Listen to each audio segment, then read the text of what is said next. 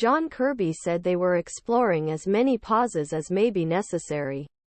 White House National Security spokesman John Kirby said Thursday that Israel agreed to a temporary pause in hostilities last month for the safe release of 2 American hostages and that the United States would work to ensure a further pause. Biden's first we're not actually just talking about a pause. What we're trying to do is explore the idea of the number of pauses that might be necessary. Continue. Get help and continue get help. We're working to get people out safely, including hostages, Kirby said. The president had already worked out a pause like that when we were able to get those 2 Americans out. And that's what we're looking at, Kirby added. And I would like remind you that when we talk about humanitarian pauses, what we are talking about are temporary, local pauses in the struggle achieve a certain goal or goals.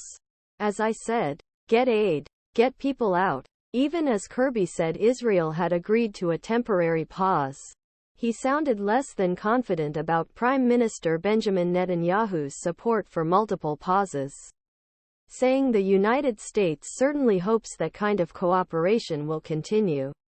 Each instance of this, each effort to pause, will be unique in its own way, and it will require negotiation and diplomacy. And the president you heard talking about this yesterday is 100% committed to doing what is necessary, Kirby said. National Security Council Strategic Communications Coordinator John Kirby speaks during the daily briefing in the White House Brady briefing room on November 2, 2023. Andrew Caballero-reynoldsAFP via when asked what parameters of the break to get 2 Americans out were or how long it lasted, Kirby said he would not share that.